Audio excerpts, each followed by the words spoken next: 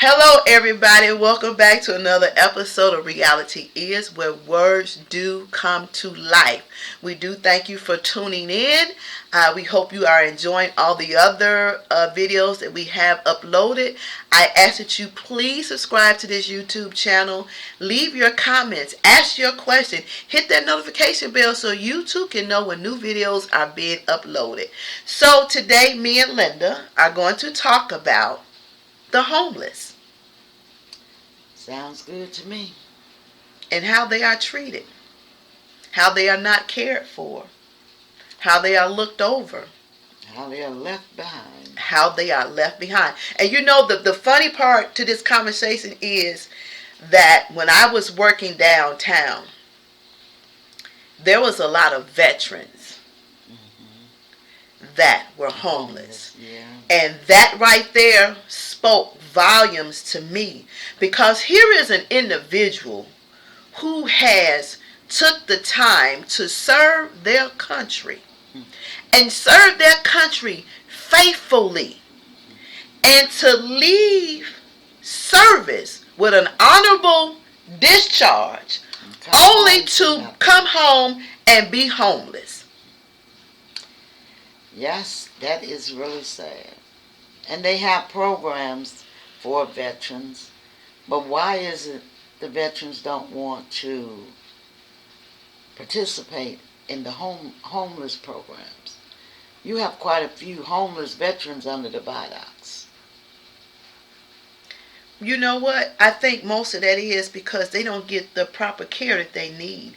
And sometimes in the Veterans Hospital, I've been in there with other individuals, and you walk through there, they are treated like they don't belong. They shouldn't be there. Or the clerks and the people that's working in there, they're aggravating their spirit. Like, why should I help you? Well, hell, your ass is in there with a job, and if you can't do the job, I helped you by fighting for your country. You didn't have to go. That is so true. That is so true. But you know, it bothers me when you look at, why is it, okay, all of these warehouses and buildings that are abandoned and what they call them, those houses that are scavenger housing, why can't they take some of that property and create sections for these people to move their tents in to a closed shelter? Well, I wouldn't even say move tents, because they have abandoned apartment buildings. They have all this stuff. They say they have programs for veterans. They say they have programs for homeless people, even down at the mission. When we was doing, we was giving from the church, we was giving away food. And we went down, they moved the mission, right? And so we had a hot meal, we had some toiletries, and we had some dry goods, so, you know, they would have some snacks later. But the thing was, they couldn't take the food on the inside. Right. They had to eat it outside in the cold. In the cold, on the street. Yeah. But these are the same facilities that's getting all this funding. And these are the same facilities that's supposed to be helping. Housing, too. And if you're housing me, you're giving me shelter, you're supposed to give me shelter. Why would I have to stand out in the cold to eat? I mean, I'm not understanding. So here's my question with the homeless. And this is the reason why some of them don't want to be bothered. They don't want to go inside, because how they're treated and the conditions in which they have to live and have to go through. I would prefer, from some of the stories that I've heard, I would prefer to live on the street myself. If I got to be treated like some of those individuals have been treated. You know, you got bed bugs, you sleeping on cots, and cots are not comfortable. And again, in every state, there are so many abandoned buildings that could be renovated. I mean, you know, what is it, Habitat? they could come in and help with Not only housing. people that has money, they're looking for tax write-off, Could can come donate. in and they can get together and buy a couple of buildings And donate them and house these them and fix them up so these individuals can be off the street. They closed down Laura Wacker, Yeah. but they didn't provide nowhere for those those individuals people to to go. So now where are they? All over.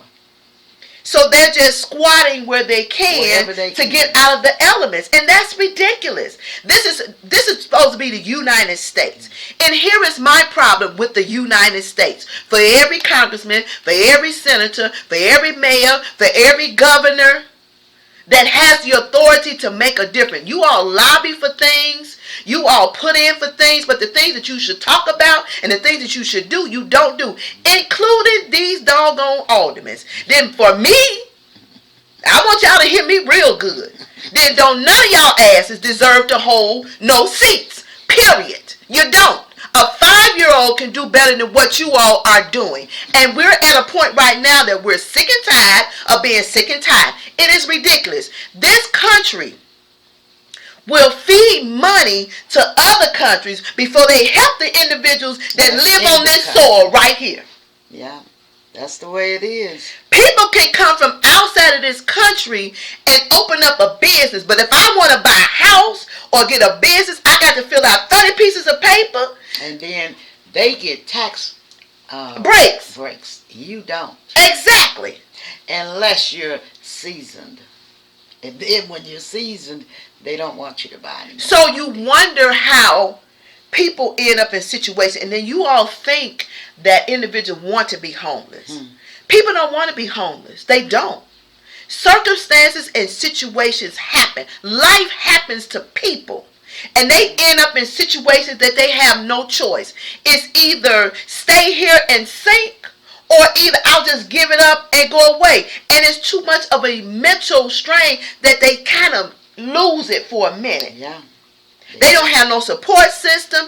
You know, even right now, I'm going to call it what it is, because we're going into this. In the midst of COVID-19, a lot of people are unemployed. I'm unemployed. I'm unemployed. Been unemployed since June. And what our elected officials think is feasible, $800 every 2 weeks to survive, that's enough to push anybody over the edge. Then if you go get a link card, you got to run everything that you're doing and everything that you got and everything that you don't got just to get some help. You all don't consider what it does to an individual. And it's not saying that that individual don't want to work. And now let me clarify something, because there are some individuals who don't want to work. But don't lump everybody in the same bucket. Yeah. And that's what our system does. It lumps everybody in the same bucket. And I'm sick of it. And I'm telling you, elected officials, and I want you to look at me really, really good, because I'm looking at you. We're taking notes in 2021 for everything that you do and everything that you don't do. Your mouthpiece is no longer going to work. Not anymore. Accountability. There you go. We need to see some results. We need to see what we can see physically in the real life and real visual view, and in the changes in our communities and people and what's happening, that you all are doing what you say you're going to do. Now, as much as I like that number 45 is gone, yes, I'm liking it. It does not take away my expectation for Biden and Harris. Not at all. It does not release you all from anything. Matter of fact, you're probably going to have to work a little harder to convince us that you are actually for the people. That's all I'm saying. That makes a lot of sense. Makes a lot of sense. So you politicians, you better get on your business and end the politics. Because that's all it's been. Politics. And y'all sit there with I don't see how you can live with yourself. I don't either. You know, how can it be? You know, you see your people struggling. You see people suffering. And yet and still the things you do, you think you're doing a good thing, But it's always for the big conglomerates. Yeah, the companies, the corporations who feed your pockets up under the table. Mm-hmm. We're going to call it what it is on this channel. We ain't sugarcoating. Reality is. It is. It's reality. Totally. And I'm not sugarcoating nothing because we've been letting things slide for so long. It's time out for it. Yeah. Every senator, every congressman get a nice 6-figure salary. Mm-hmm. Your families are not missing nothing. You don't miss no medical care. You get the best of medical care. Even with pre-existing conditions. Your kids go to the best of schools. But you don't see the need or the importance for everybody else to get the same thing that you all get. And if it wasn't for us, constituents who voted, you wouldn't be in that position. And I think you all forget that. And it's time for reminding you of who you work for. Because you're not our employer. We're your employer. And you all are our employees. And I think y'all have forgotten that. But I'm here to remind you that's how it is. Don't be confused. Don't be confused. Not at all. Please understand that. You want to Makes a lot of sense to me. I'm just saying. So now it's get up, quit lying, and let's come together. Let's be resourceful with our resources. If we can help each other, we can make it. I strongly believe in team. And you know what team stands for? Together, everyone achieves more. But I take it another step further. I say together, everyone accomplishes more. We don't have to achieve it. As long as we accomplish it, let the next one do the achieve. But in order to do that, everybody has to be inclusive. That's right. And if you can't be inclusive to black and browns, then this ain't going to work. It's not a white person's city, state, or country. It's all diversities of races that live here. That's it. It is. And this is the part that you all forget. But I'm telling you, we're here for a reminder. And please understand that. Wake up, people. Wake up, wake up, wake up. This ain't no joke. This is real. This is real. It's real. All right. It's another episode of Reality Is, where words do come to life. Make sure you subscribe to the YouTube channel. Leave your comments. Hit that notification bell so you too can know when new videos are being uploaded. You all have a good one. Talk to you later.